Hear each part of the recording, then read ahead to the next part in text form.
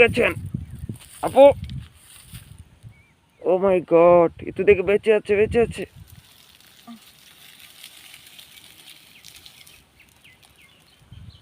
আপনি কে? আমি সাংঘাতিক। আপনি এখানে কি করে এলেন? আমি আমি তো 14 ফেব্রুয়ারি আমার বয়ফ্রেন্ড শাকিব খানের সাথে আমি ঘুরতে আসছিলাম। কি বলেন? আজকে তো 18 তারিখ। হ্যাঁ, 18 তারিখ।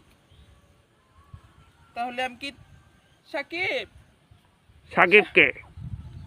শাকিব আমার বয়ফ্রেন্ড শাকিব খান। কি বলেন? শাকিব, ভাইয়া আমার এই অবস্থা কেন?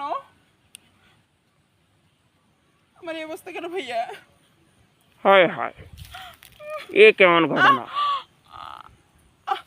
ব্যথা পেটে।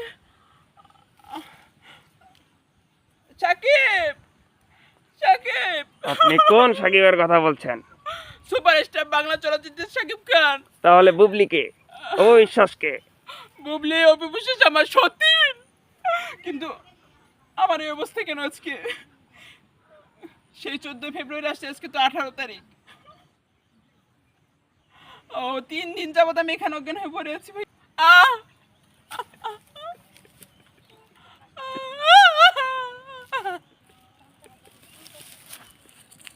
আবার কি হলো আপু? ওঠেন ওঠেন, যান যান, বাড়িতে চলে যান। না, আমি এই কলঙ্কিত মুখ নিয়ে বাড়িতে কিভাবে যাব? আমি তো বাড়িতে 14 ফেব্রুয়ারি বলে আসছিলাম যে আমি এক্সট্রা ক্লাস করতে যাব। ধর্ষিত অবস্থায় আমি কিভাবে যাব?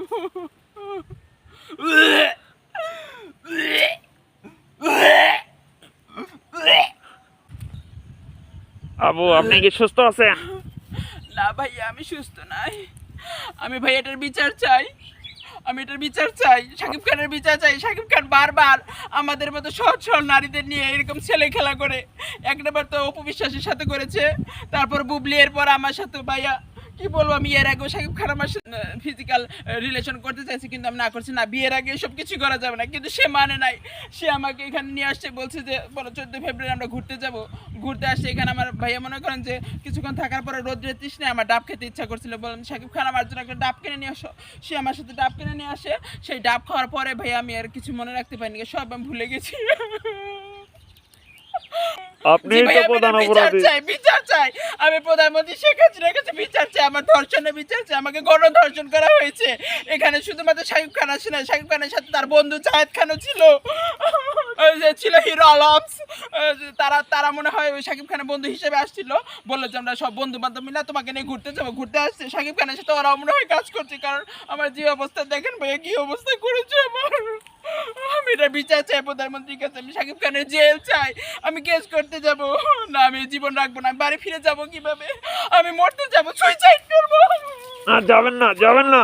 না ভাই, আমি সুইসাইড করব, আপনি আমাকে বাধা দেবেন না। আমি মরে না যাব। না, যাবেন না আপনি। না, আপনি বলছেন মরবো না। না না। আচ্ছা, নাই মরি, তাহলে কি করব? আমাকে একটু হসপিটালে নিয়ে যাবেন ভাইয়া। আমার একটু টেস্ট করা আচ্ছা দরকার। আচ্ছা, চলেন চলেন। আমার একটু টেস্ট করা দরকার যে আমি কার বেবি কনসেপ্ট করেছি, শাকিব খানের না হিরো আলম স্যার না জায়েদ খানের। জায়েদ খানের একদম লুচ্চা, দেখেন না কত বয়স হয়ে গেছে, বিয়ে করে না। এতে আমাদের মতো সচ্ছল নারীদের পেয়ে এরকম ব্যবসা করে, এরকম অকাজ কুকাজ করে।